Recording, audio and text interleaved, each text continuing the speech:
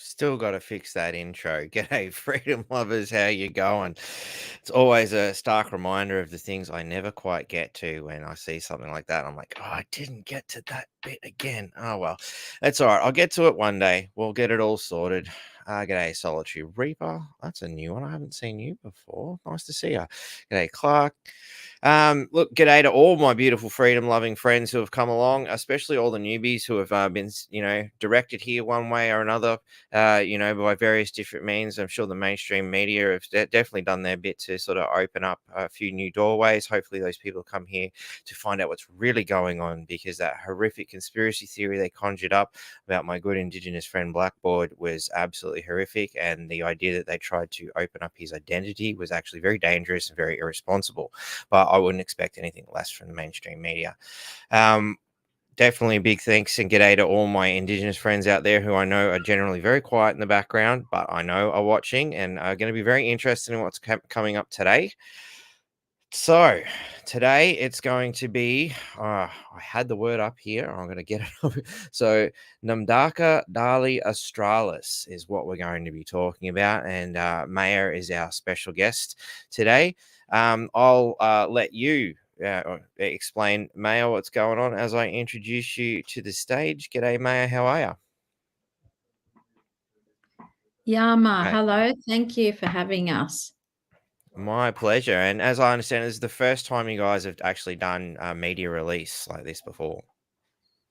Yes, yeah, it is. This is our first official media interview as Namdakadala Australis, and we're very happy to be able to bring you the information and work with you to share what's going on with everyone on this amazing continent that we live on. I must say it's another amazing honor to have, this happen for the first time here on the North Queensland Freedom Network. And I have to wonder if the mainstream media are either jealous, annoyed, upset. I'd be curious. I'll see what they do, because again, you're another Indigenous person who hasn't shown their face. So I'm curious to see what kind of ridiculous story they conjure up this time. But that aside, would you care to tell us a little bit about, well, yourself and the Namdaka Dali Australis, please? Yes, so Namdakadala Australis is basically a new governance body for the entire continent that we're living on. For anyone who doesn't already know, our lands of this continent is actually made up of 369 plus original tribal nations. That's how it was in the beginning before colonisation. And that's how the culture here operated for, the 80,000 years or more that our original people existed on this continent. So when we say 369 different nations, it equates to how you would look at Europe. All of the different nations of Europe are individual and independent of each other. It was the same here. Different languages, different songlines, different law, different culture. So they're individual nations and mobs that had their own cultures, customs, and so on. So they shared language groups, a lot of them, but this was never just one lot of people that was put onto the continent by Australia. I love that number, 369. The synchronicity in that number is just wow. The numeric sequence kind of pattern, that stuff always, grabs me straight away. Do you think that number is somehow significant? Yeah, absolutely, it is. It's technically based on the fact that we have 369 rivers across the continent. And usually it's the natural delineators that form the boundaries of these 369 nations. And often, if not always, one of the boundaries is a river. There you go. So it's, it's definitely ingrained in the land itself. Yeah, absolutely. So, Namdakadala Australis is a governing body that's emerged because I don't think we need to qualify that the Australian government, which we otherwise refer to as the Australian Corporation, Hmm. is doing a pretty poor job of managing life in general for the people of this continent. And we Hmm. needed a solution for we, the people of this continent, all the people. Yep. The original tribes of this continent are the sovereigns. Yep. Sovereignty has never been ceded on this land, one of very few places on the earth that sovereignty has never been ceded. Hmm. And I think there would be very few people who would argue that this continent would be the crown jewel of places where sovereignty has never been ceded on the earth. Definitely, particularly regarding the wealth of resources in the land as well, which obviously there's a lot of people who would like to get their hands on for various reasons.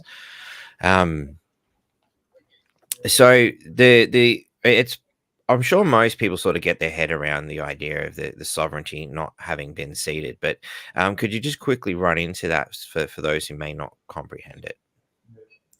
Yeah, so the original people were living in peace on this continent and harmony with each other. All these 369 plus mobs Mm, harmoniously existing together since time immemorial on these lands. And the problems only came into being when these lands were colonized. mm, So since then, as has been said before, we've given 254 years is long enough for them to get it worked out right, and across the board the quality of life is eroding for the people yeah. and everything on this continent, not improving. Mm, So to solve this, that I know you did ask me up front about speaking about the voice, but mm, the voice was basically just a plan to oppress any sovereign speakers of the continent, the original bloodline people. It's basically a nab to steal any remaining sovereignty of that's the definitely original the bloodline. conclusion I drew, and that Yeah. was kind of what was expressed to me by the various tribes I spoke to. I did a bit of a documentary.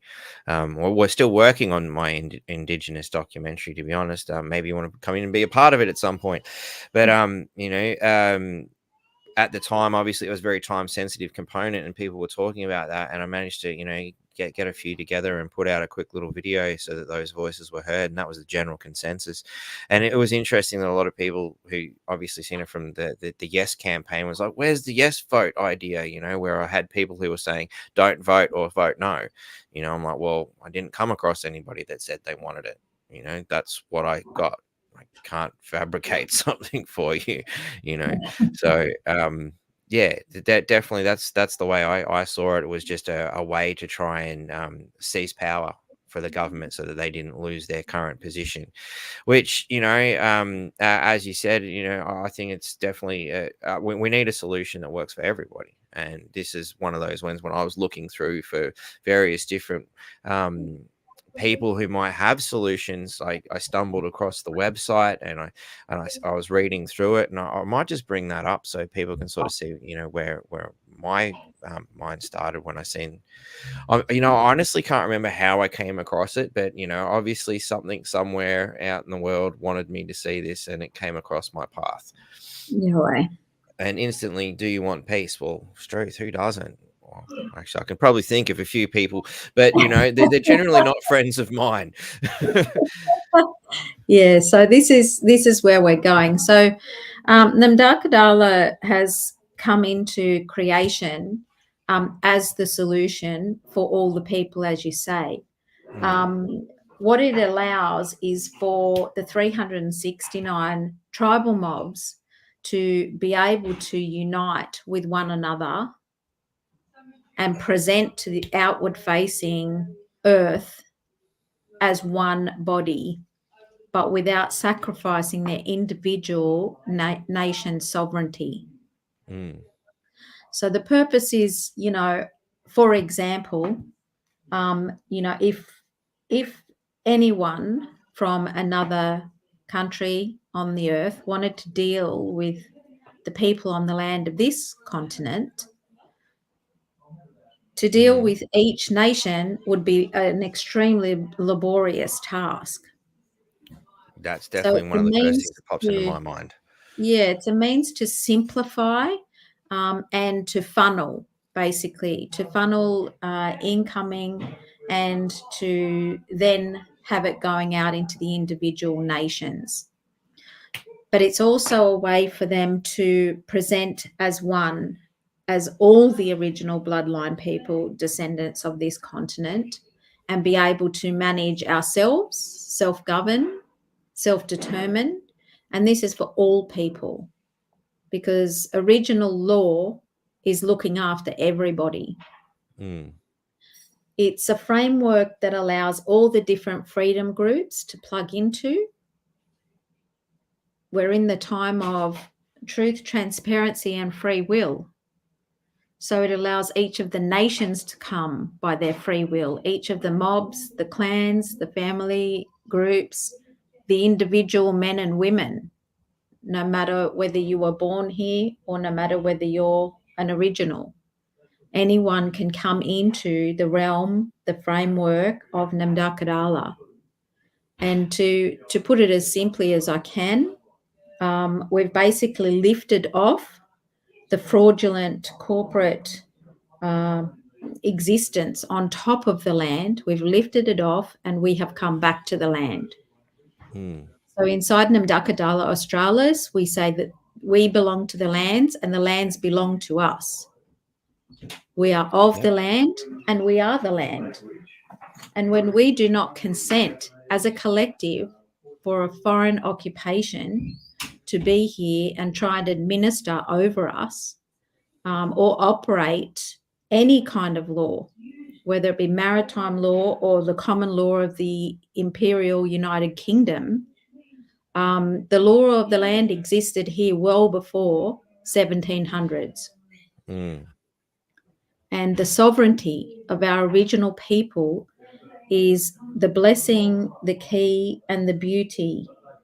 It's the key to all of us achieving the freedom that we're all seeking. So, one of the things that I wanted to sort of get into, because you mentioned that the Kabi people have jumped in with you guys, and recently they've had success in the court, sort of, um, for lack of a better term, reclaiming a part of the country that is their tribal homeland.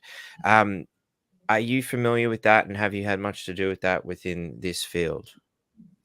Yes, so the Kabi original people have joined with Namdakadala Australis. Hmm.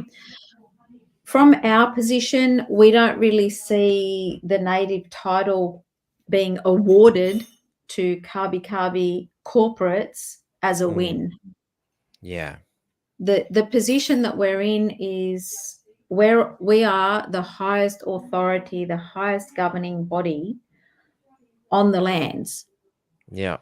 Anything awarded by the Australian government is not on the lands. It's in an Admiralty maritime jurisdiction, Yeah. and it's still dragging what was originally imposed here from the United Kingdom into our lives. And we're peeling back that layer. And, by international law, the returning sovereign is the highest authority on the land. So when our sovereign nations come into self-determination and self-governance individually, they're the highest authority. Hmm. And then collectively, when they're all impacting with each other, they are the supreme authority of these lands. Okay. Now, you mentioned, obviously, a lot of the tribal peoples have come in. How many of the tribes have you got working with you at this particular point? Well, we've got, as nations, I can't give you an exact or precise number, which may sound a bit obscure, but No. um, we've got over 400 signatures. I Okay, can't so that qualify. exceeds the number of tribes. Yes, I can't qualify whether that's, there's obviously might be repeat signatures in that number. I can't actually qualify how many nations that is. Mhm. There's been a team, an administrative team of anywhere between 16 and probably up to 50 now of us working on bringing this to fruition for basically 4 months now. Mhm. And we're all overworked and underpaid. I know the feeling all too well. But So, that's the way it goes when you're doing good work, I find. that's right. So, yeah, counting the statistics, to be honest, has not been high on the list of priorities. Mhm. Establish the court for lawful governance was the very first priority, because there is so much criminality coming upon the good men and women of these lands from this corporate system that Mm. it does not even qualify speaking about. But that was really our very first priority. We've got upwards of 100 cases in the court registry already, and less than one hand working on the legal work, what most people would call the legal work. So it's pretty full on. It's pretty hectic. We have a priority listing that goes children at risk first, their very highest priority. Any Mhm. case that comes in, as it did last Friday, where a 2-year-old breastfeeding baby was taken from its mother by some mercantile agents Oh, at the home property. wow. Based upon court orders, these are the important priorities for us on a day-to-day basis. The paper trafficking is just out of control. Mm. So that needs an automatic shutdown. There would be thousands upon thousands of families on this continent being ripped apart by the actions of the Federal Circuit Family Court and other child service agents. Yeah, And and that's a huge one. I've come across so many people who have had lives destroyed by the way they've engineered this system. And it seems to really want to play on people's greed. yes, it's a commerce. It's a system of commerce. Mm. So the court was the number one priority. The children at risk, children literally being trafficked. When we get the phone calls, they're the first priority and the highest priority. So Mhm. if all our resource goes towards assisting that matter on that day, that's how the cookie crumbles. Yeah. Second is elders and anyone incarcerated, because the number of people, including young people, being incarcerated again. Mm. It's genocide occurring in front of our eyes. Yeah. So they're the second priority, and then the third is any property at risk. And this is a really interesting part of the conversation, because there's a lot of people, maybe not necessarily in the freedom groups, but just in life in general, the common population, who Mm. somehow have this belief that any attempt by our original people to assert their authority and claim their inherent rights to these lands that we're upon means that they're going to lose their private properties. And nothing could be further from the truth. Mhm. In the realm that we're creating, Namdakadala, it's the opposite. Under Yeah. the allodium title, we're assisting non-Aboriginal people to secure their homes against banks and the corporation. So I think it's a very important issue because definitely that fear has been perpetuated throughout society. People do think that, oh no, the black fella are going to come steal all my things. And I've personally never come across anyone that's sort of made that claim. If anything, it's just as you say, well, no, we're trying to protect it. from the corporations. And as we can see, for those who have gone through and seen my previous videos with Len Harris, the government definitely has a big interest in taking control of people's properties, particularly through these digital titling deeds where we can't seem to figure out who the hell actually is holding these title deeds. So, the original British system that, so many people are mistakenly placing faith in, or, for particularly people who have come here, have lost faith in, is certainly broken. And, I'm all ears for a system that'll definitely work better myself. So how do you go about protecting people's titles in this, well, their lands and their homes in this case? Well, we have an allodial, what most people would understand to be a registry. Mm-hmm.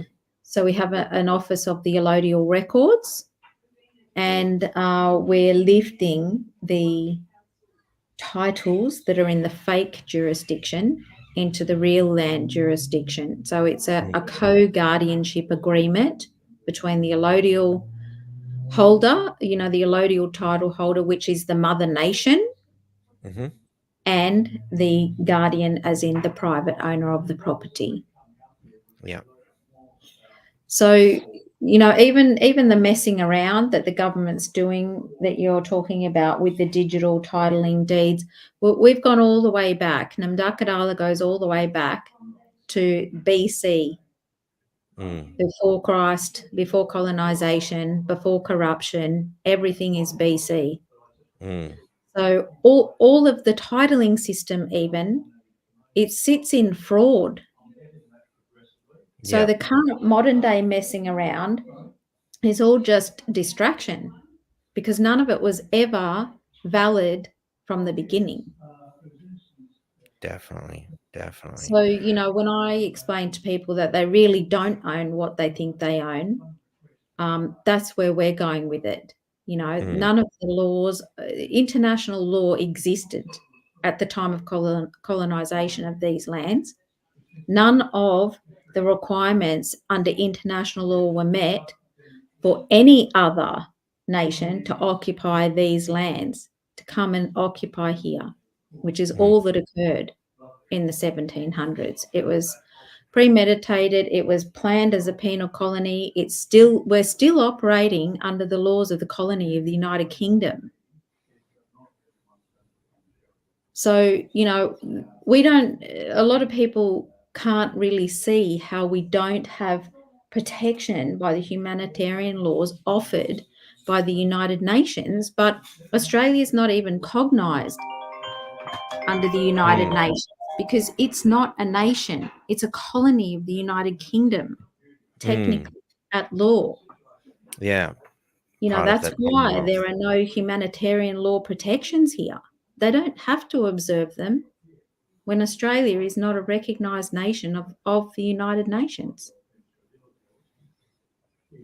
So this I'll probably get this wrong, but I'll have another crack at it.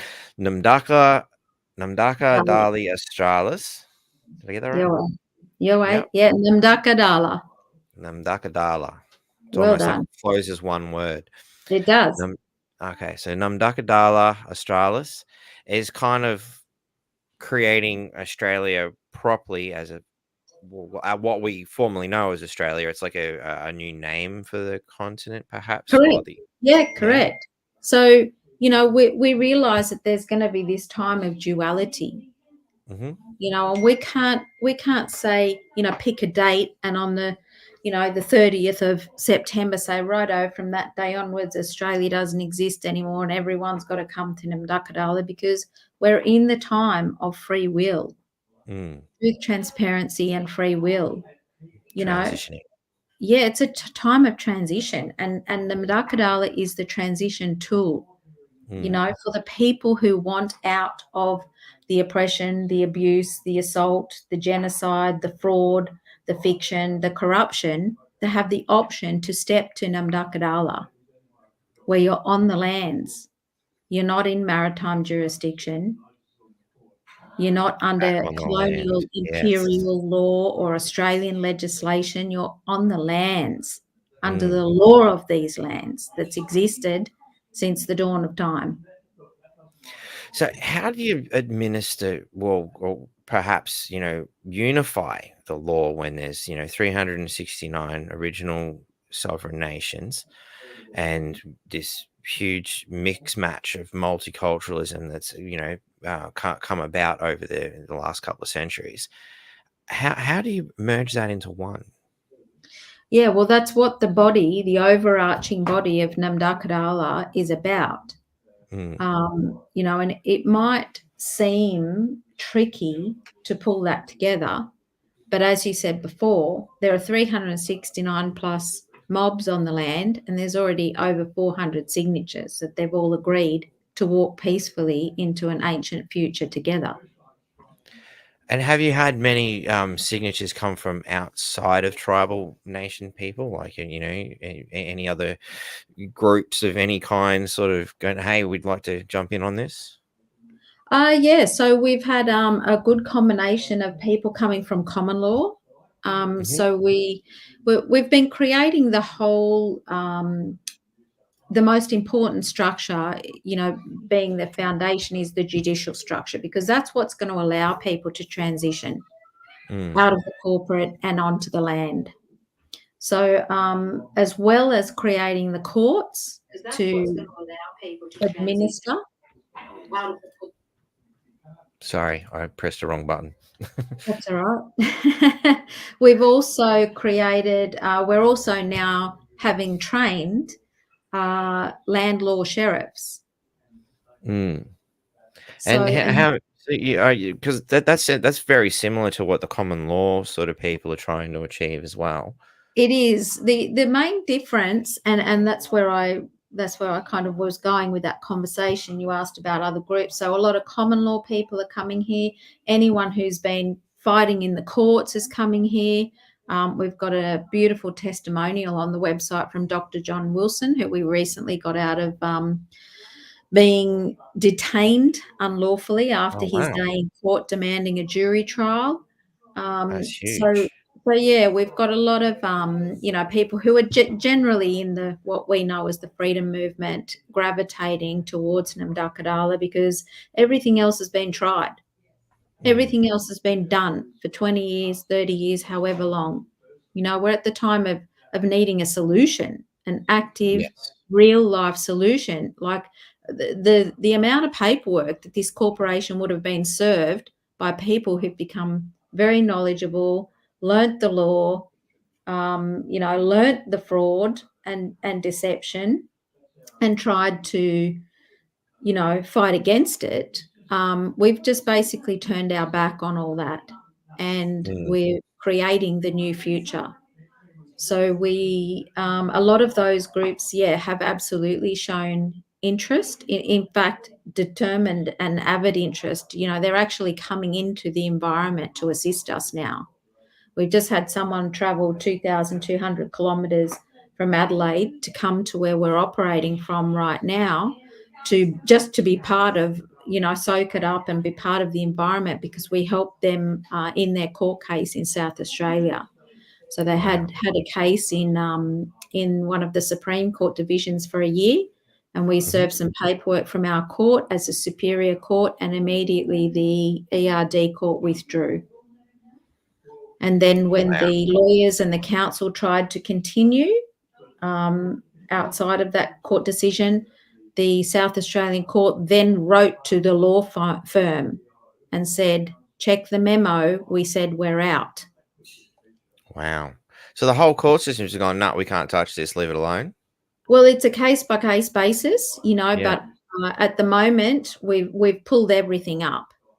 Mm, The tricky part comes when we're trying to compel them to give back what they've taken, mm. whether that's a man or woman they've incarcerated Yeah. via misjoinder of the legal fiction, Mhm. whether that's children who've been paper trafficked, anything that's been taken, they're very reluctant to give back, because then that obviously admits huge criminality on their part. Mm, and I'd imagine it'd open a cascade of everybody going, "We'll have our shit back, thanks," too.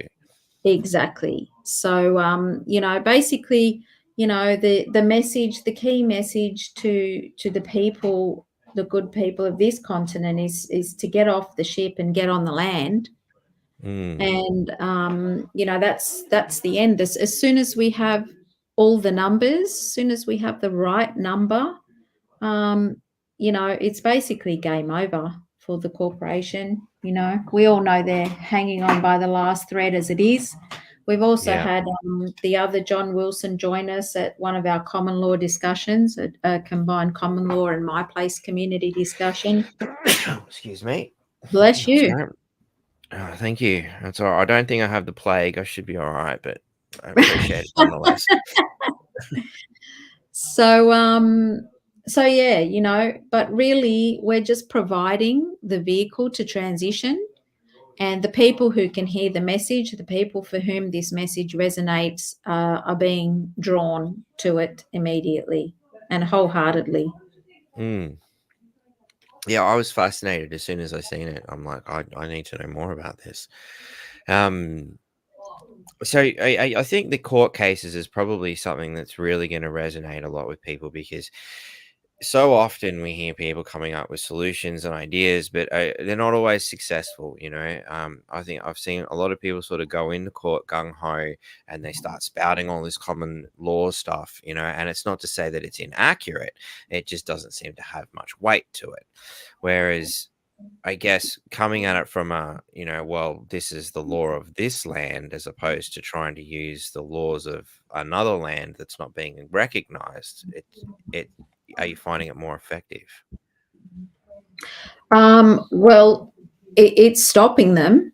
It's pulling up the persecution. As I said, at the moment, it's not compelling them to give back anything they've taken.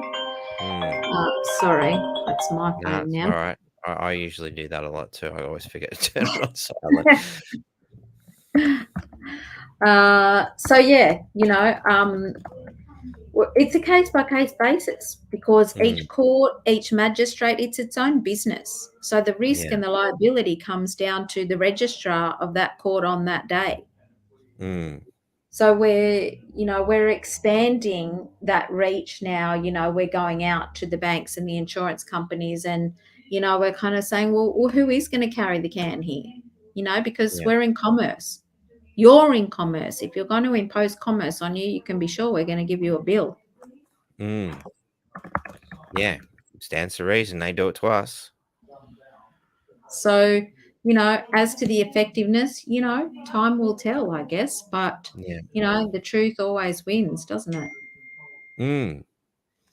So, how big's your organization? Have you got a couple of branches around the country, or are you sort of operating out of one place? Like, what is it Yeah, we currently we sort have been of like? moving around, because basically we've been taking the training to the people for the sheriff training. So the Right. first module of sheriff training, landlord sheriff training, is 4 days. Mm-hmm. And then there's another 4 modules after that to follow up. The sheriff training, we've had some common law people who are common law sheriffs come to our training, and by the end of it, they're literally blown away. They're just like, oh wow, this is very detailed, very comprehensive, excellent training framework. And on top of that, it's cultural education, because Mm, everything we are doing at Namdakadala is with the endorsement of the senior law elders of this continent. So it's very powerful stuff. bringing, yeah, so it brings together the ancient law knowledge with effective techniques to do what we need to do today. We had one of our sheriffs out in uniform, and a lady, seeing the sheriff uniform, was like, "Oh, wow, this is sheriff. So what are you doing here?" And our Namdakadala sheriff said to her, "Oh, we're the peacekeepers." And the lady embraced this woman and started crying, Wow. because our first job was to bring us back to peace. This government is warring on the people. Mm, So the most first thing to assuredly. do, with a belligerent occupier who's at war with the population, is for us to go to peace. Mm. And as we were speaking of at the beginning of the show, we know they have all their little tactics trying to tag people as sovereign citizens and profile them and, you know, Conspiracy theorists and yeah, all those techniques. yeah, The they're way to bag full of dispel, insults, as I like to call it. absolutely, and the way to dispel that and disarm that is to go to peace. Mm. So our Yeah. very first document that we issued was a demilitarized zone peace proclamation on the 12th of March that was served on the Department of Foreign Affairs of Australia, Rightio. because we basically took the position that if they won't accede to our calling them out as foreign belligerent occupiers, as the foreign jurisdiction, we'll make ourselves the foreign jurisdiction, but on the land. Rightio. So our So channel, our conduit for communication with the corporation is the Department of Foreign Affairs. demilitarization seems like a dangerous thing to do at this particular point in time when there's, potentially other enemies afoot. Um,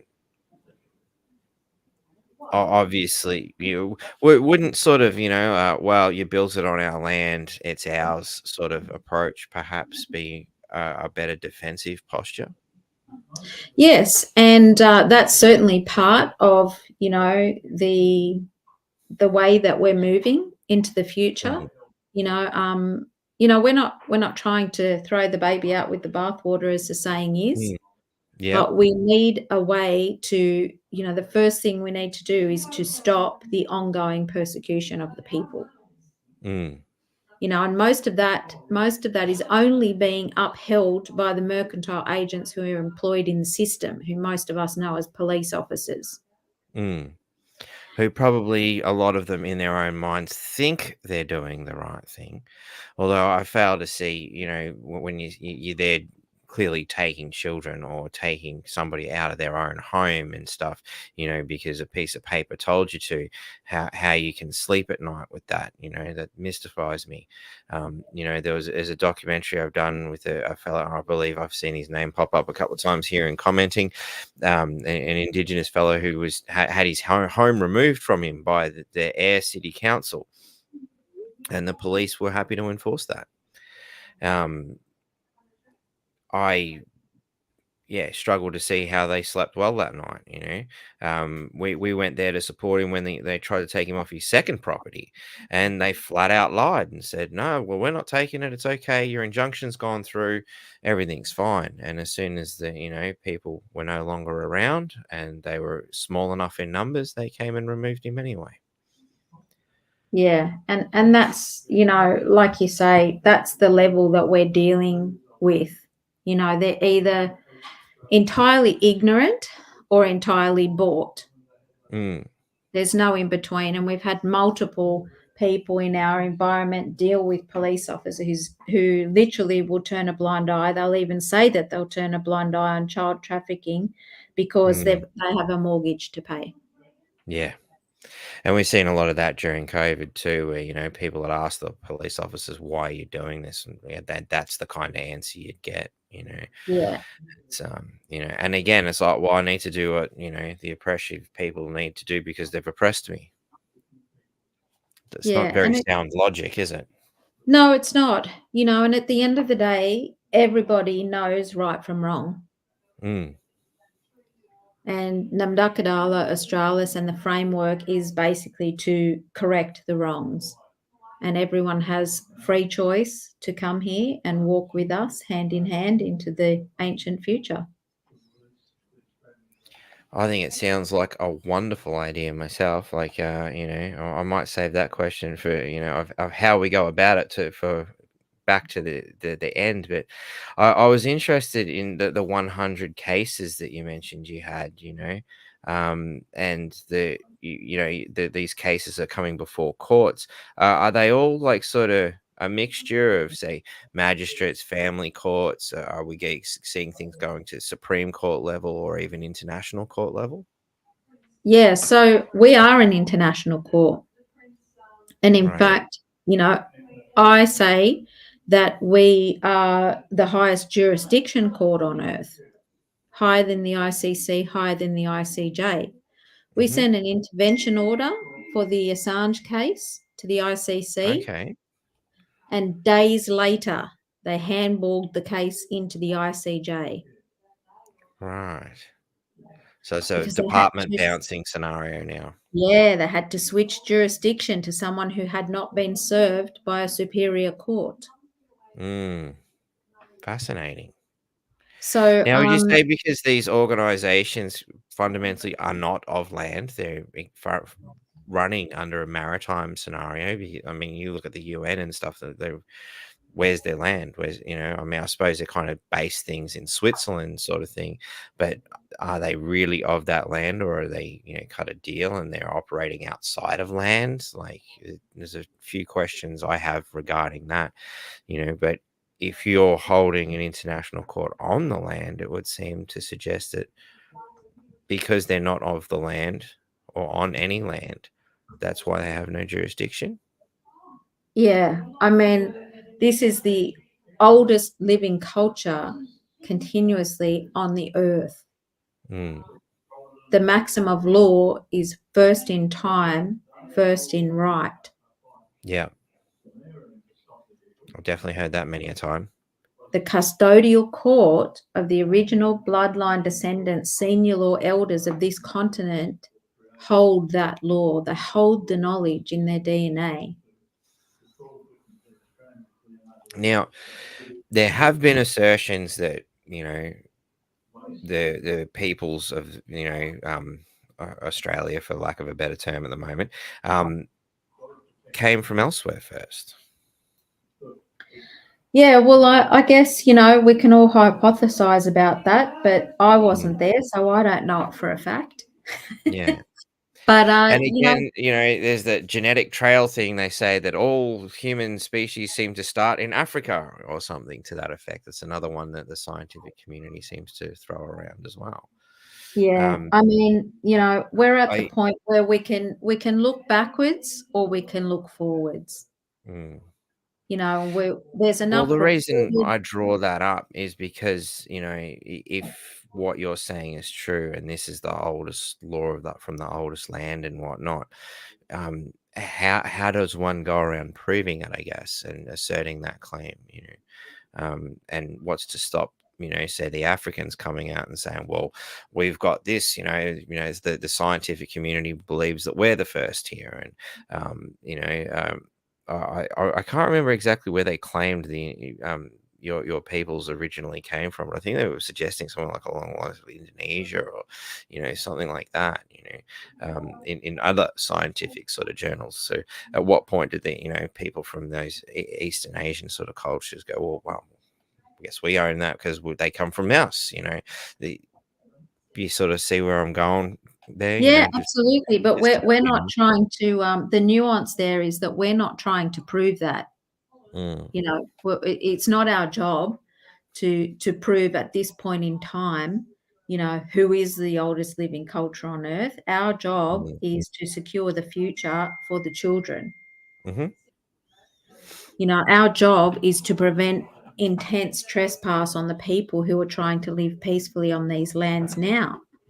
yeah, There's not one person, one man or woman that any of us can come across that actually anymore thinks that this government is here to help them. you're damn right there. I would definitely agree with that. So yeah, I was just more thinking of a defensive position for later. You know, we might have to look into that one to Yeah, just to so I cover the mean, base. there's people who are, far more knowledgeable than I am. Yeah, There's plenty of scientific, and recorded archaeological evidences. So, all we have to prove, all we have to, claim is that these peoples existed on this land here before the colonial invasion. That's it. no worries. So, what are your kind of plans for the future? Like, more immediate plans. Like what would you like to see achieved by, say, the end of the year? Well, by the end of the year, what we really would love is for many, many more Aussies to be awake enough and making the choice to step on to the land, to take the action, not to be sitting back and talking and speculating about how to fix all the problems, but to actually take action. We have a card, what most people would qualify as an ID card, the little piece of Mhm. plastic, the credit card size. Um, and you can go on our website, you put in some, very short list of questions there, you put your details in.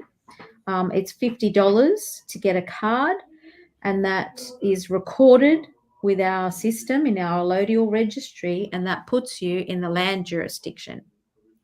So Okay. for anyone who knows, the intense fraud and deception that's gone on, um, with the surnames and with the birth certificate fraud and so on, instead of having to, write affidavits, revoke the birth certificate or send it back, the license, all these type of, complicated and convoluted pathways that so Mhm. many of us have been down to try and correct the records. Now you can literally go on our website, get the $50 card, and you're immediately recorded in the land jurisdiction of Gathella, Australis. So when you're intercepted by a mercantile agent, you pass the card to them, and they will then see it's recorded with Namdakadal Australis, and all our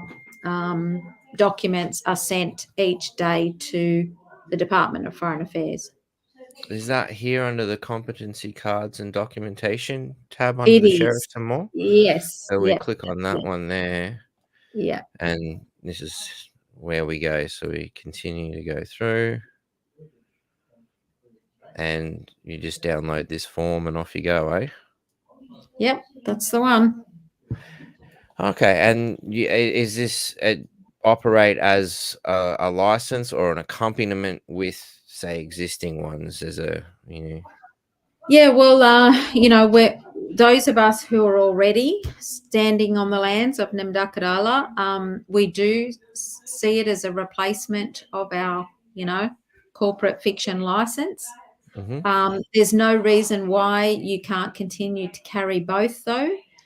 That part of the, evolution as an individual comes to how competent you are at standing in your status as a living man or woman on these lands. mm. But So yeah. it's one of those things. I think a few people have sort of tried this sort of thing on, because I noticed you've got, I'm guessing competencies. Is that kind of like a new? So that'd be part of the licensing, but then you got notification signs.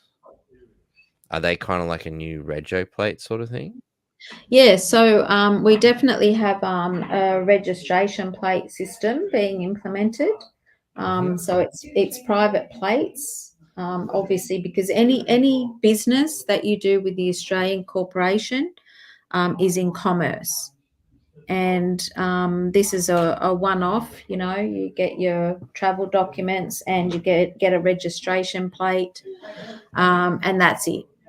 Mm. So, you know, it's Have you had many people sort of go, all right, cool, I'll grab the carriage, which is obviously I'm going to cover most cars and whatnot, I'm assuming as well. So I'm guessing this covers trucks and things like that, as motorbikes, trailers, and caravans seem to be separate.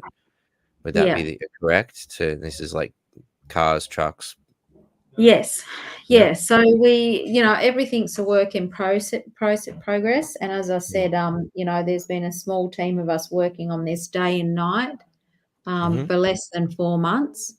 So yeah, some of it's not perfectly refined, and we would love more people to Yeah. join the team. I mean, that's what we really would love to Mm. see by the end of the year. We're literally building a new framework for the continent from the ground up in proper law of the land. the right Mm-hmm. way as it should have been from the beginning. So, yeah, we would love to see a lot more people come into Namdakadala and help us. People with great ideas, people with solutions, Yeah. people who would be competent at, learning how to manage the traffic through the court registry. That would be an amazing help. Yeah. So, yeah, that's what we really would hope, that at the end of the day, that the men and women of this land who've just had enough. We've all heard it many Mm. times over. Enough is enough. Yeah. That and I've had that's a gutful. I think yeah, we've all exactly. said that at least once a day. Exactly. So we need to now, stop repeating the slogan and start taking action.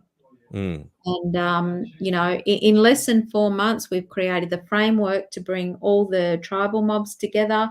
We've created courts for all of the people to solve their issues with the corporation.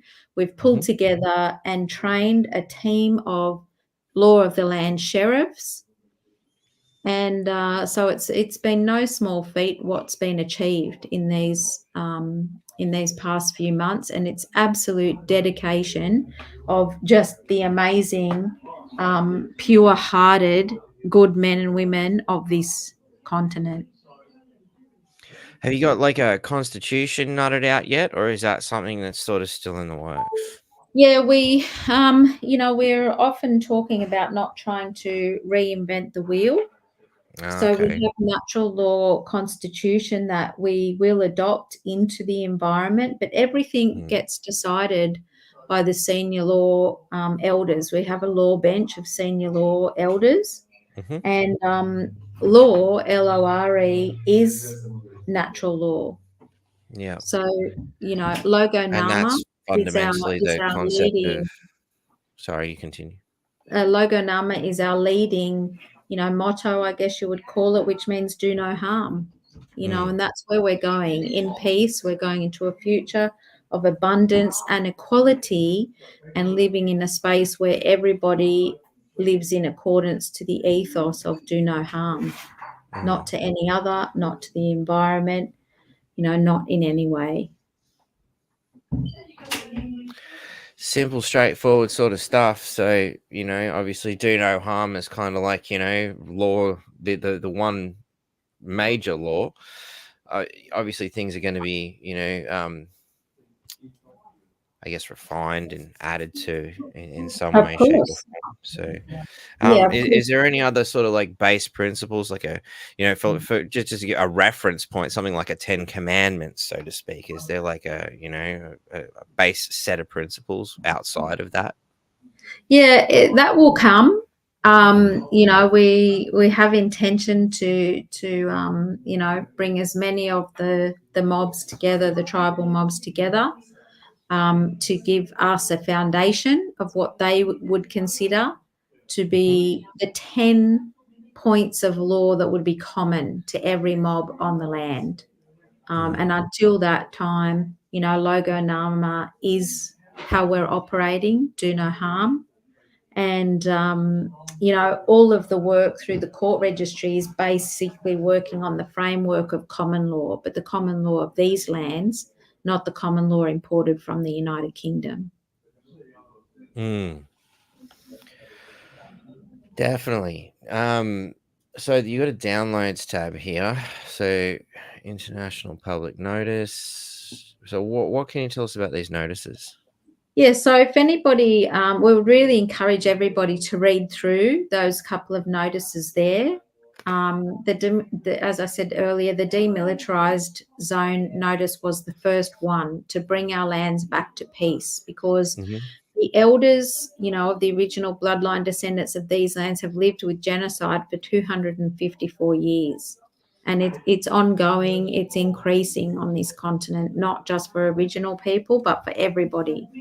So it was very important, right up front, to bring our lands back to peace. So many of our senior law elders and tribal people have proclaimed peace on this continent. but usually just for their own mobs, because the law of the land between these mobs as nations is that they won't speak for any other nation. They only speak for their own nation. Mm. So as much as that's been the beauty and the power and the total authority of the original nations, it's also been something which has prevented there being one united voice or one united, front, I guess you would call it. And Namdakadala is providing the structure for that to come into being.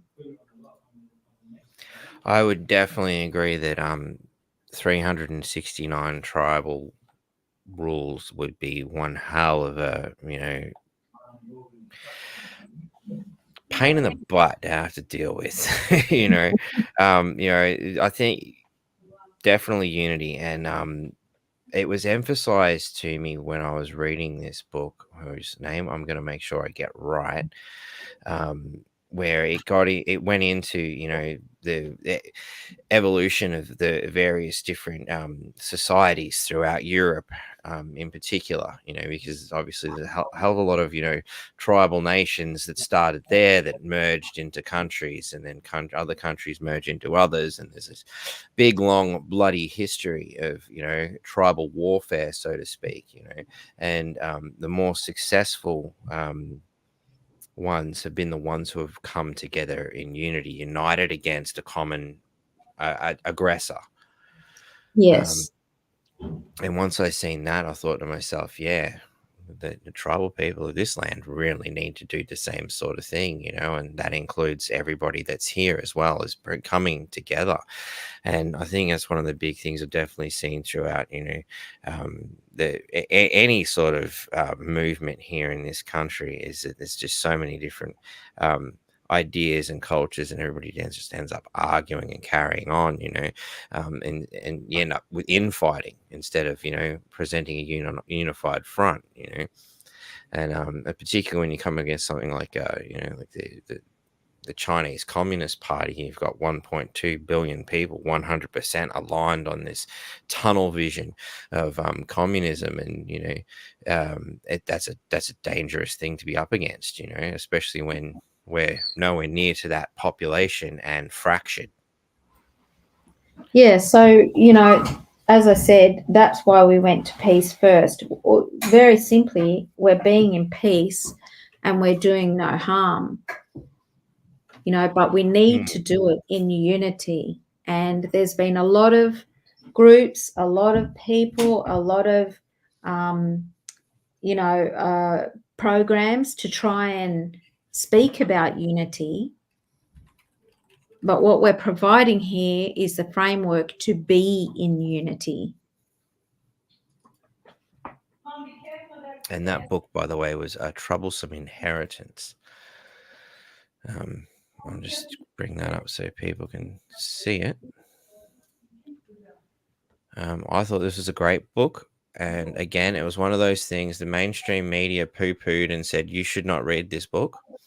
So I did exactly the opposite, which has always been a wonderful way to find amazing things. Whenever the mainstream says, do not look at it, go and look at it. One of the most important things you should do. They don't want you to know these things for a reason. It was very, very interesting read. I highly recommend it to anyone.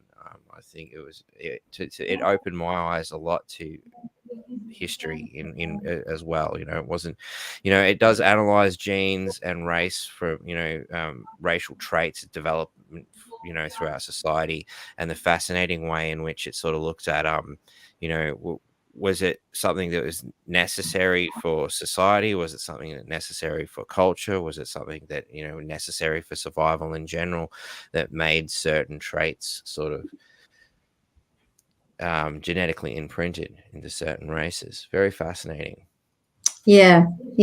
Well, we're right now concerned about the ongoing, genetics of this continent, the original people of this continent, and all of us. The assault is upon everybody. So, we just absolutely invite everybody to come into Namdakadala. You know, we say we belong to the lands and the lands belong to us. You know, we're all born onto this earth, you know, with inherent, inalienable rights. And we are of the land, and the land is us. For sure.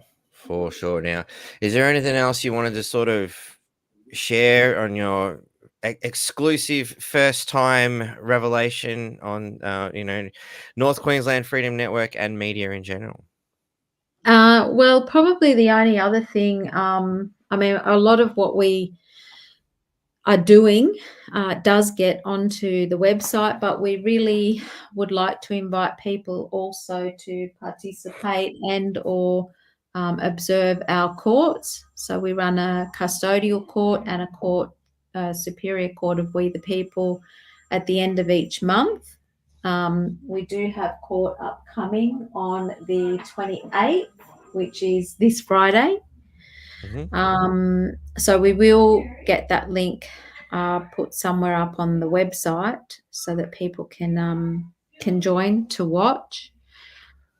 And And what's happening yeah, in court on Friday? so Friday we'll have custodial court, which is the tribal court basically for mob business, Yeah. and then the court of the Superior Court of We the People is for basically common law matters. No worries. Well, it all sounds very, very interesting. So, how does the North Queensland Freedom Network sign up as a media body within this Namdakadali Australis? Well, we try and keep things very, very simple. There's a form on the website. Mm-hmm. You just go and fill in the 6 boxes Yep. and send us a little message in the chat box. That's it. And I click on the contact tab to find that. Good question. It is on the contact us button. That contact us button. So, for those who like to be walked through things, Let me we have a start at look. our homepage. We go to the contact. Contact. Yep. Yep. There you go. And you fill out these little boxes here and say, "G'day, this is me. Yep. I'd like to jump in because this sounds awesome. Yep. How do I, how Exactly. do I how do I become a part of such awesomeness?" That's exactly it. Very simple. No worries. Well, thank you very much for coming on. If there's nothing else you'd like to share, I think that's a wonderful place to start. I guess we can have a look at some questions. It'd probably be another great place to go because it looks like we've got a few starred here. So we'll just go through the list and let's address them one at a time. What does she think of native title, and is it controlling them through the UN? Yeah, look, you know, at this point, we will pretty much say everything that's coming through the funnel of corporate Australia is an agenda from the UN. So yeah, we don't really have any interest in, you know, what's coming out of the UN or what's coming out of the Australian government. We're just leaving them alone to do what they do. And we're just creating a new way forward into the future. So it really is going to come down to, you know, the number of people who want to step here. Native title is another, you know, it's a corporate entity of the corporate entity. So we have no interest in it. We don't give it any credence, and you know, we certainly will be doing what we need to do to I guess most people would say go against it through the court system. Victoria asks, Maya, do you take any lead from how the Maori managed to protect their sovereignty? Well, that's a great question.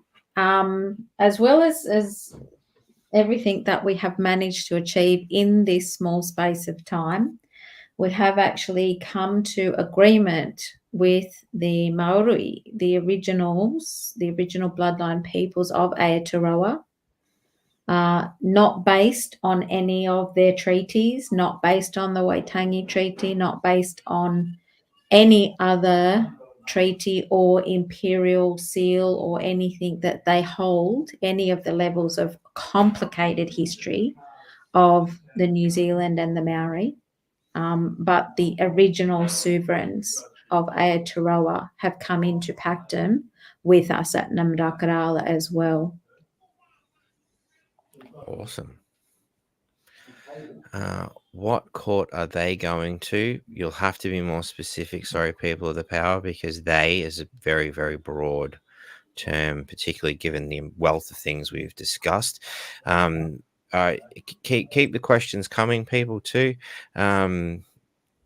I have to laugh at that. I am Blackboard because Clark kindly shared with me. I also agree with your concerns as corporates. I just got to pop that up. I love it. I am Blackboard. I'm looking forward to seeing a lot more I am Blackboards getting around just to mock the mainstream media and their utter stupidity. I think it's hilarious. Absolutely hilarious. In fact, email me if you'd like to support the North Queensland Freedom Network. We're going to actually start up a line of I am Blackboard t-shirts. It's something that's been on my mind for the last week or so now, and I'm curious to see how many people would be interested. Just please say yes. I'd like X amount and what size you'd like them to be, so I can start getting a bit of an idea of how we're going to punch them out. I've received some funding for it. I want to thank Brother Richo, top bloke, who's supported some funding for us to get that line of t-shirts running. I think it's probably the smartest thing I've ever thought of. So coming back to the starred comments, so let's unstar the ones that are done. And big thanks to Janine out there who's running the comments for us today. If you could keep starring the questions as they come through, that'd be awesome. Mark McDonald, Batty, have they got a website or the like? Yes, we have put this website up a few times.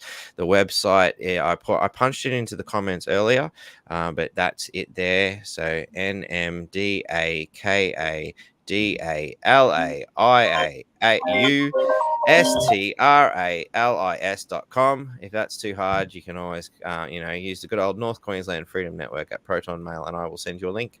But it's also, I did punch it into the chat there, and we will add it into the description of this video later, where things were a little bit rushed today, and we didn't quite get around to being that prepared. So we're going to make some amendments.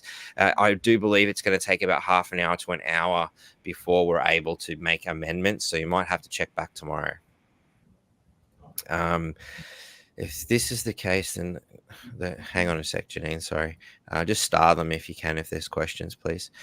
If this is the case, then the courts based on our corporate government laws would not be valid, would they? Yeah, that's absolutely correct. They have absolutely no validity. Short and sweet. I like it. Am I guilty of invasion because my ancestors were sent here as prisoners? Sorry, what was that question? Am I guilty Am of I guilty of invasion? invasion because my ancestors were sent here as prisoners? Is Clark's question. Well, I would say no. I don't see how anyone could say that. The way that I addressed it is we can't change what's happened in the past, any of us, but we can be different today and we can plan for a better future. So, and Clark, I think your ancestors may have been on that same boat as mine, and I think we got a better deal in the long run. Yeah, nobody's, looking here for people to pay for crimes they haven't committed. That's not the intent, not the purpose, not in any way what we're working with. What we're working with is a way to bring unity to all the people on this continent and utilize the key to our freedom, which is the sovereignty of the original bloodline people of this continent. And it's a way to walk into the future together, peacefully, as it should have been done in the beginning, the proper way. Mm. Sounds good to me. Mark McDonald, this question I'm not quite sure where you're going. Batty, can you ask why giving names and addresses to home affairs is a good idea, please? Now, I'm not sure what you mean by home affairs. If you can clarify that question more precisely, we might be able to deal with it. Or He might unless be you meaning, know. yeah, he may be meaning foreign affairs. So I have Mm, mentioned that we notify foreign affairs quite a number of times. We don't give anybody's name or address. We have a way of, recording people in our system, and it goes in a bundle to Department of Foreign Affairs, and we just say these are our people with neutral identifiers. I guess what you would call colloquially a pseudonym. And we say these are the recordings of our people, and don't interfere with them. And if you interact with them, you'll get a notification from us, and you need to immediately stop engaging with them. there you go. I hope that answered the question. Clark again, does anyone here have any idea how difficult it is to get a DA developmental approval if you have a bit of land to do anything on that land because of the hoops you have to go through with the Aboriginal corporations? It's insane. It's not really a question. I'm not sure why you tagged that one, Janine. Yeah, so More of a anything to do with any corporation is insane. We're men and women. We're not corporations. They're trying to do commerce between corporations. And that's why we say get off the ship and get on the land. On the land, we deal in men and women, with men and women, between men and women. We're in the private. We're in equity. We're in full equity as a living flesh, body, and blood spiritual being. It does open up a question regarding Aboriginal corporations, because I have noticed a lot of Aboriginal corporations sort of popping up. What are your thoughts on them? Yeah, any corporation is not where we are. We've got no interest in any corporate activity. That's what coming onto the land breaks the spell of. It breaks the spell of having to interact with the corporations. Nice. Is this the same group King Ulukaya from Victoria is part of? Do you know anything about this person? We do know of Ulukai. As for whether his mob have come into the Namdaka Dala realm yet, no, we haven't heard. I haven't heard that so far. We hope every original mob will come into Pactum with Namdakadala, because this is the way to unite all the mobs. There's a lot of broken culture that's gone on historically, obviously, across 250 plus years of genocide. So, there's a lot of cultural healing that needs to occur, and there's a lot of healing that needs to occur across our society in general, in total. And Namdakadala is a way to bring everybody together in unity, because we need to stop, prevent, and block the common enemy of all of us to allow that healing to occur. Definitely. Oshio, I think is how you say it. Oishio, something to that effect. I'm just guessing. Unity requires equal standing. Are there white fellas on the board? Genuine question. Okay. Well, it's not a board because it's not a corporation. So I'll just qualify that first. But yes, absolutely. We're walking in the spirit of Wirtgen, and we've got all the skin colours working on this project peacefully and in harmony together. Awesome. And I like the word virgin because it's been taught to me by the tribes I've had dealings with up here.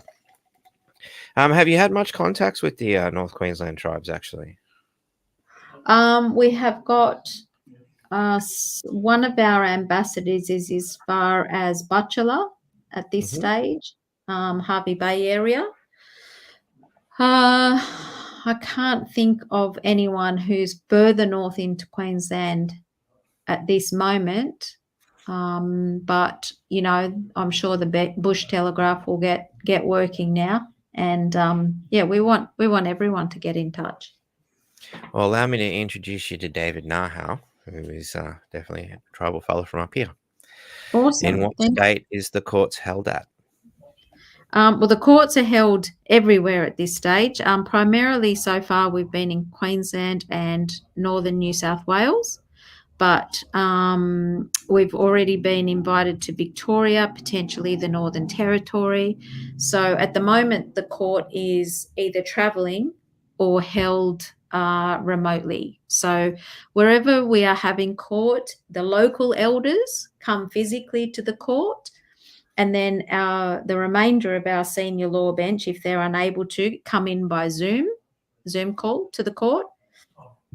So we have on every court, we have aunties from Western Australia, grandmothers from all over the place.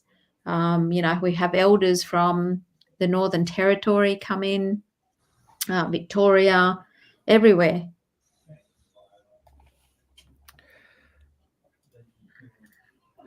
She's saying that they have 100 cases before the courts. What court? Well, we kind of did answer that before, didn't we? There's a variety of courts and your own court as well, It's correct? our own court. Those 100 cases are in our own court. Mm. So we created this court on the authority and foundation of the original tribal people of the continent, the senior law elders. And so that's what the court is dealing with, about 100 cases. And they're all coming out of matters that are in statutory courts, everything from the local court to the Supreme Court, to probate courts, district courts, anything that's in any statutory court can opt to come into the Namdakadala court. So how would one do that? Well, let's say, on a rather trivial manner, I've gotten a speeding fine and they want me to go to the magistrate's court to deal with it. How would somebody go, well, I would like to enlist the Namdakadala Australis mob into this? Okay, so there's an intake form also on, no, that's not on the website. I think you have to email in for the intake form. Okay. So you email in, request an intake form to bring into our court. And that's a very simple 2-page form. And all we usually ask for is the most recent document from the court, the statutory court, and a simple description of what's occurred, like, yes, I got a speeding ticket and I don't want it heard in the local court. And you send that in to us, and we then send a requisition and transfer order to the court where it's meant to be held, to the police prosecutor and to the Department of Foreign Affairs, and tell them that we're uplifting the case into our court. Wow. And have you had much success on something as trivial as a speeding fine and those things? We have actually got speeding fines on the registry list. Mm. So everything's a work in progress, though. Mm-hmm. Interestingly enough, the easiest and most successful so far are the property matters, Oh, which you would think would have been the most difficult. But, yeah. We've had a home that was under threat in Darwin. It was at the Mm-hmm. point where the bank had been challenged for the wedding signature contract, the original contract, which Mm-hmm. obviously could never be provided. And eventually the homeowner was threatened that the sheriff was coming with a warrant of possession on a certain day at a certain time. And we issued our documents, and we issued another preventative document on the day that the sheriff was meant to attend. And they never arrived. And they still haven't arrived 5 weeks later. Okay.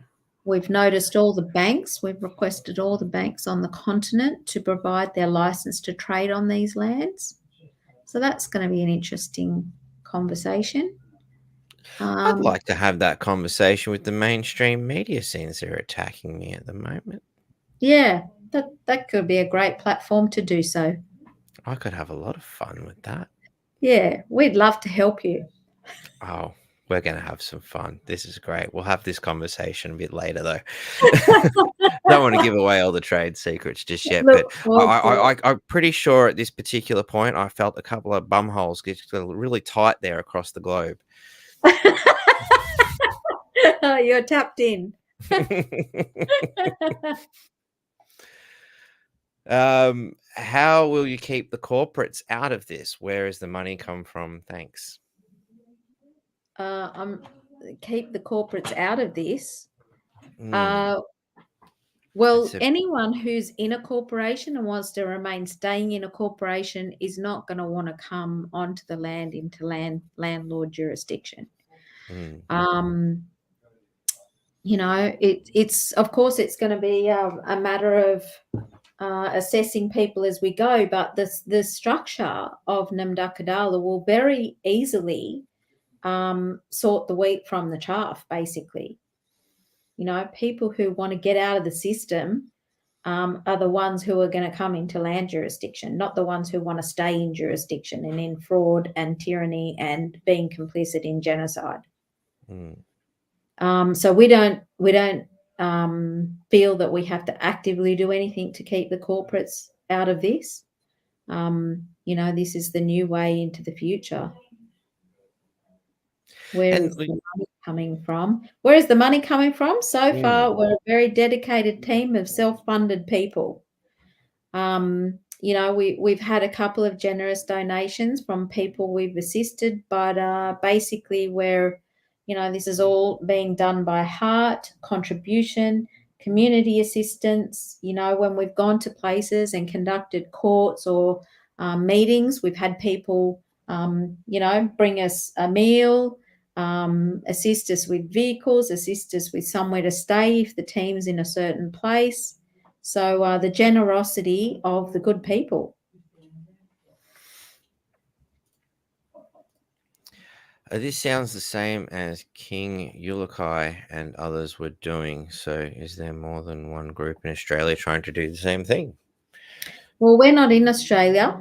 We're in Damdakdala because Australia is a fiction. Australia is not a country. It's not a continent. It's not a nation recognised by the United Nations. It's not anything other than a fraudulent corporate fiction. So once you really get around that, as to what anyone else is doing, I have heard of a couple of other courts. I don't know that King Ulukai's mob have created a court, so I can't knowledgeably speak to that. I know that there's a court in Western Australia who we are supporting. That's Crown Executive Courts, and there's another ecclesiastical court that's being established in Victoria. I don't know that it is coming out of King Ulukai's mob. I don't think so. And they've come to us asking for basically endorsement from the Dakadala or to work with us in some fashion of collaboration. So, that should answer that question. I believe we've answered where is the court held, but we'll give it one more quick lash if that's okay. Basically, most of our courts to date have been held in Queensland or in northern New South Wales, but we will be on the move shortly, probably Victoria, probably Northern Territory. The court goes where the highest priority cases go. And other than that, we do everything else remotely. We bring the elders into the court remotely, the ones who can't attend physically, and we can hear a matter from a remote area anywhere on the continent in any given court. Would I be correct in perhaps surmising that the court is all over the land in that sense? Correct. Well, a court, a real court, a competent court of jurisdiction is the people. Mm. A court is people. It's not a building. It's not a place. Court is the people. It's what the people agree on. Yeah. It's the people agreeing to be governed, how to be governed, whether to be governed, in what manner, what's equitable, what's fair. That's what a court is supposed to function as. Mm. It's not supposed to be summary judgments in exchange for making money off paper. It's not supposed to be an environment just to line the pockets of lawyers. A court is supposed to be a place where the community come together and assent. They Mm. agree. They make decisions together. Rather than have decisions cast upon you. Yeah, way. Money, where is it coming from to do these court cases? I believe we kind of answered that, but it's come from the same person, so perhaps you didn't quite get the answer, maybe. Pretty much self-funded by a team of great people, amazing Mm. people. And on that note, I know you said it's the last 4 months was a number that's been kicking around. Is that how long the whole idea of Namdakadali Australis has been running for? Like it's officially started around 4 months ago? Yeah, formally and officially, we've been going since the 4th of February. And obviously, prior to that, there are a lot of us who've been, walking the journey together, trying to figure out how to bring remedy to the Mm. people of the lands in our own different ways. And finally, we came into, the right group of people in the same energy, in the same level of consciousness, in the right levels of knowledge to pull all this together. And so formally just since February, but probably really 3 years or more in the making. Okay, cool. Interesting, because I think I reached out to you guys quite a few months ago, somewhere in the vicinity, probably around 3 or 4 months ago, and I'm not even sure how I come across the website. I can't remember if it was something that somebody sent me or if it was something I just stumbled upon on my own. Very fascinating. Very interesting. The force works in mysterious ways. Sure does. It sure does. I am Blackboard. I'm never going to stop laughing at that. That is gold. Question: by transferring a matter from corporation court to your courts, how do you hear a matter that was deemed unlawful in the first preceding court, i.e., a traffic matter? Okay, so look, that's a big question and probably way too detailed is the answer to get into it here. Because, Mm. for example, deemed unlawful in the first presiding court. So, where we're coming from is in common law, law of the land, natural law. So, if it's a statutory matter, it's immediately can be dispensed with. Mm. Statutory has been outlawed by the Demilitarised Zone Proclamation since the 12th of March this year, anyhow. But basically, yeah, okay, let's say you've got a traffic matter. It's been in a corporation court. We requisition it to our court. Did it cause any harm, loss, or injury? That's the pathway. Mm. If killed 5 people, then we've probably got a court case to go through. If nothing occurred, if you went through a red light and there was no harm, loss, or injury to anyone, it's probably going to be immediately dispensed with. But, all of that is speculation because our court is a court of the jury of the people. When we have court, we go around the circle, the law circle. Everybody gets a say. There you go. The long and the short of it. What about superannuation? I need help with that. It's my fucking money. Well, that's a very complicated one again. It is. And this is where, we really need, a far bigger team than we're currently running with and to come in to the environment and assist us. As I said, we have noticed the banks including AFCA, as to providing a license for trading on these lands. I think we all know what the answer to that is, but let's give them the benefit of the doubt. It's an unknown answer at this point as to where that will end up. But of course, it will have implications for the superannuation, for insurance bodies, for everybody. And of course, probably one of the most pressing questions of the last 4 years, can we get a Nuremberg 2.0?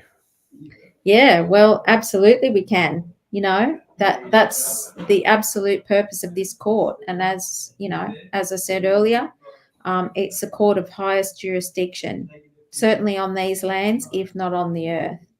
You know, so all we need is the people to come into the environment, to embrace the environment, and to assist bring these matters to fruition. If you go on that website, there's 2 lots of custodial court orders that have already been they have been redacted for privacy and safety reasons for the people involved. But the outcomes, the court judgments, are on those documents that are on the website. So yeah, we just need more people to expand, to grow, to help bring this to, speedy solutions. And yeah, we hope as many people as possible will check it out, come and meet us somewhere, come into the environment, support us in any way possible. And yeah, because this is for we the people, all the people, and especially for the kids. Questions are starting to pile up. We might just make these last 3 here the last few questions. So just because it's getting a bit late and I've got to get up early in the morning. And thanks, Maya, for sticking around and doing all this with us. And I don't want to keep you for too long, but we'll have to get you back again at another point, as things develop and whatnot. But we'll just Yeah. hit up these last 3 questions if that's all right with you. Yeah, absolutely. So, scenario: what happens if, for whatever reason, the powers that be decide right time to rubber bullet the people standing against the system? The police have a history there. Yeah, look, my initial response is that that's kind of a question coming from some level of fear. Where we're resonating at, because we're moving into the time of what frequency are you holding, and as a collective, as a group, it's a very high energy, very high frequency that's being held here. We're not existing in fear. We're not living in fear. Obviously, we know that there are the realities, but we're bringing it back to the private liability of the men and women that are upholding the continuation of really bad acts, really bad management, really bad trespass, really bad persecution. The government is a falsity, the Australian government. It's only the men and women that are choosing wrong over right, that are upholding what we all call the system. And What are it's some? Sorry. I was just going to say, it's our firm belief that they are way more afraid of us than we even need to be of them.